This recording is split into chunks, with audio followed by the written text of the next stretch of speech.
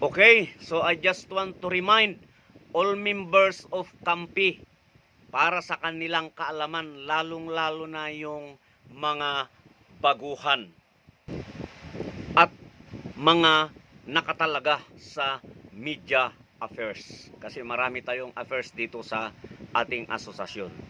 So sa mga nakapanood na dito, no, this is just a reminder. Okay, gaya ng sinabi ko, lahat tayo pwedeng magiging media practitioner.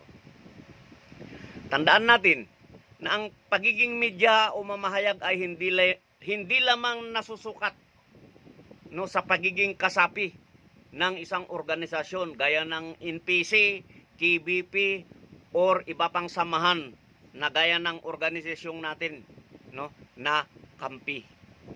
Sapagkat higit na mahalaga ang pagiging aktibo na pagbabahagi o pamamahagi ng mga napapanahong balita, yung mga makatotohanang balita kung saan isinasagawa ang wastong pamantayan ng pamamahayag. This is the most and basic na dapat tandaan natin. Hindi na rin kailangan na papasok pa kayo o maging kawani pa kayo ng isang TV network o radio network o pahayagan gaya ng dati na tri-media ang umiiral. Dahil sa panahon ngayon na meron ng multimedia na tinatawag, di ba? Meron na tayong magagamit na platform gaya ng Facebook at YouTube. Kaya nga ang dami ng vlogger, di ba? Sandamakmak na yung mga online creator na tinatawag. Yun nga lang, kailangang marunong kayong gumamit ng fair journalism. Kaya nga nagkakaroon tayo ng orientasyon na ganito sa mga bagong kasapi. At least, naintindihan nyo din yung batas governing media profession para makaiwas kayo sa asunto o legal na problema at syempre, maging mas maayos at mahusay ang iyong pamamahayag sa mata ng mga viewers at mamamayan. Kaya naman dapat tandaan din natin yung legal na etika. Di ba? Lalong-lalo na ngayon, makabagong media na tayo. Di ba? Kasi sa paglawak ng multimedia ay dumami o lumaki ang hamon. Sapagkat nandyan na yung fake news at misinformation. Nandyan na rin yung sandamakmak na paglabag ng privacy. Nandyan na rin yung online harassment at cyber libel. Diba? Dito nakikita naman natin, kunting ano lang, may nagmumura na, may nagsasabi na ng unsavory words pag ayaw nila yung content mo o yung ibinabahagi mo. So, ganun na yung tao ngayon. No, kaya tayo bilang mamamahayag, no, lalong-lalo na sa inyong mga kasapi ng Kampi, let us observe this religiously and squarely. Kaya nga, mahalagang malaman nyo din yung basic no, about Data Privacy Act of 2012 o yung Republic Act 10173. Kasama na dyan yung Cyber Crime Prevention Act of 2012, Republic Act 10175. Isama nyo na rin dyan yung anti-wiretapping law. Kailangan mapasadahan nyo ito para makita ninyo. No? Mahalaga ang pagsunod sa batas. Diba? Sapagkat ang pagiging mamamahayag ay hindi lang obligasyon. May kasama dyan na pananagutan. At lagi natin isaalang-alang, diba, na kailangan nating i-observe ang professionalismo at integridad. Diba? Yun yung kailangan natin protektahan. Siyempre, higit sa lahat, magsisilbi rin ito na proteksyon upang maiwasan ang posibleng pananagutan, gaya ng nabanggit kong kanina, di ba?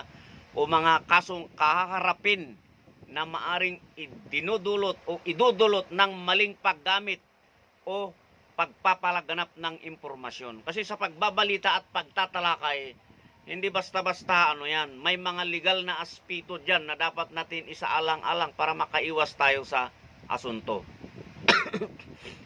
And relative to this, remind ko din kayo doon sa foundation of being a journalist. No, lalong-lalo na yung mga bago. O yung pagiging mamamahayag sapagkat meron tayong karapatang itinadhana ng batas. Yan. Kasi kagaya nga ng sinabi ko, sa ngayon, hindi na kailangang pumasok ka sa dyaryo, TV, at radyo, gaya nung kapanahunan namin, na para makapag-media ka, kailangan pumasok ka dun. No? Ngayon, hindi na.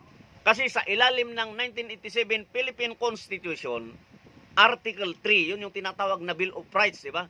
Section 4, malinaw na guaranteed ang kalayaan ng bawat isa sa atin sa pamamahayag. Di ba? Sabi niya nga doon, no law shall be passed abridging the freedom of speech, of expression, and of the press. Yan. Kaugnay nito, nakapaloob din sa Section 7 ng Bill of Rights na yan, ang karapatan ng mamamayan sa impormasyon. All citizens are entitled of information. Sinong nagbibigay? Siyempre tayo, mga medyaman. So sa ganitong konteksto, tayo ang nagsisilbing tagapamagitan ng katotohanan, tulay, di ba, ng katotohanan at ng publiko. Kung saan ang ating tungkulin ay magsiwalat, magsuri at magbigay linaw sa mga napapanahong isyu ng lipunan. Kaya mahalagang tandaan din na ang pagiging media, lalo na sa larangan ng investigative research at reporting, itong asosasyon natin, hindi lamang simpleng pangangalap at pagsisiwalat ng impormasyon ang ating gagawin. No? Ito ay isang karapatan, ito ay isang responsibilidad, at higit sa lahat, ito ay napakahalagang haligi ng demokrasya. Kasi sa demokrasya nga tayo. Sa huli, huwag kalimutan na ang isang mamamahayag ay hindi lamang tagapaghatid ng balita, kundi isang tagapangalaga ng katotohanan at tagapaglingkod ng publiko. So tandaan nyo ang aking sinabi, and hopefully wala akong makikita na any member of kampi na magsasalita sa kanyang Facebook ng hindi maganda, diba?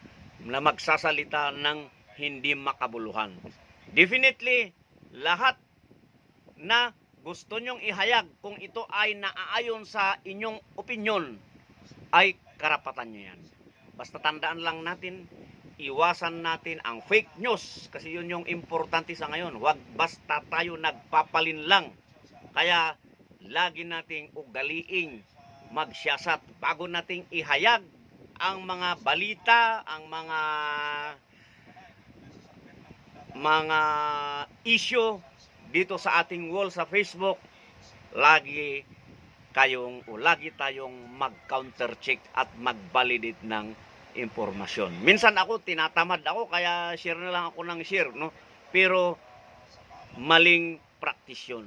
Kailangan pag may dumating sa ating balita sa wall, i-fact check natin, importante yun. There are so many ways to do that, di ba?